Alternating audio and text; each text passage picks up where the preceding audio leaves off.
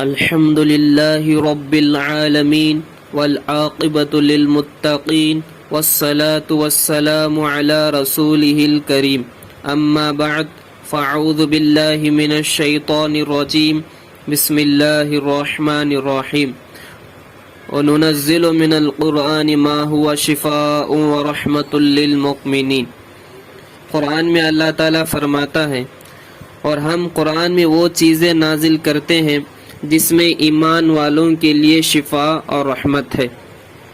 حدیث پاک میں حضور خاتم النبیین صلی اللہ علیہ وسلم نے ارشاد فرمایا ہے، خیر الدواء القرآن، بہترین دوا قرآن ہے۔ نبی کریم صلی اللہ علیہ وسلم نے فرمایا، علیکم بالشفائین تلاوت کلام اللہ و شربۃ العصر، تم دو شفا کو لازم پکڑو، ایک کلام اللہ کی تلاوت اور دوسرا شہد کو پینا۔ نبی کریم صلی اللہ علیہ وسلم نے ارشاد فرمایا، میں نے تمہارے پاس دو چیزیں چھوڑی ہیں، جب تک تم اس کو مضبوطی سے پکڑے رہو گے ہرگز گمراہ نہ ہوگے۔ نمبر 1 کلام اللہ، نمبر 2 میری سنت۔ نبی کریم صلی اللہ علیہ وسلم نے فرمایا، من لم یشف القرآن فلا شفاہ اللہ ومن لم یکف القرآن فلا کفاہ اللہ، جس کو قرآن شفا نہیں دے گا اس کو اللہ شفا نہیں دے گا، اور جس کو قرآن کافی نہیں ہے اس کے لیے اللہ بھی کافی نہیں ہوگا۔ اللہ تعالیٰ نے قرآن میں قرآن کو شفا کہا ہے، دوا نہیں کہا۔ اس کی وجہ یہ ہے کہ شفا تمام بیماریوں کے لیے بولا جاتا ہے اور دوا خاص بیماری کو بولا جاتا ہے۔ اور رقیہ کی جہاں تک بات ہے، وہ قرآن پاک کی وہ آیتیں ہیں جس میں اللہ تعالیٰ کی بڑائی، جہنم کا ذکر، شیاطین کا ذکر ہو۔ نظر بد کی آیت سے نظر بد ختم ہوتا ہے، جادو کی آیت سے جادو ختم ہوتا ہے، اور وہ آیت جن میں اللہ کی کبریائی اور بڑائی اور قیامت، جہنم کا ذکر ہو، ان آیات میں جنات کا علاج موجود ہے۔ رہی بات رقیہ سننے کی، رقیہ کو کس طرح سنا جائے؟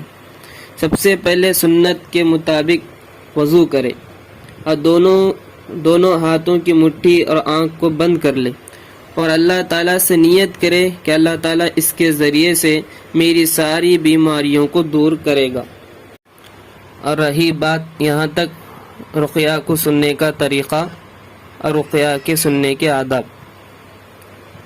اب یہاں سے یہ بات غور سے سن لے کہ جب رقیہ سنیں تو جو کیفیت ہمیں ظاہر ہوگی، یعنی کس طرح پتہ چلے گا کہ ہمارے اندر جادو، جنات یا شیاطین یا نظر بد لگی ہوئی ہے اور ہمارے جسم میں موجود ہے۔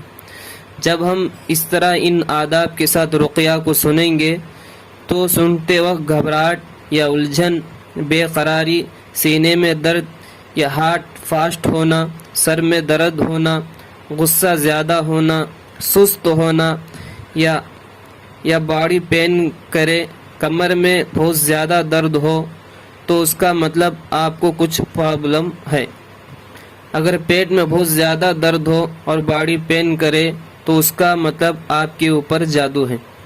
اور کسی کو رقیہ سنتے ہی تھوڑی دیر بعد بہت زیادہ گھبراہٹ اور تکلیف ہو تو اس پر اثرات اور جنات کی ہونے کی نشانی ہے۔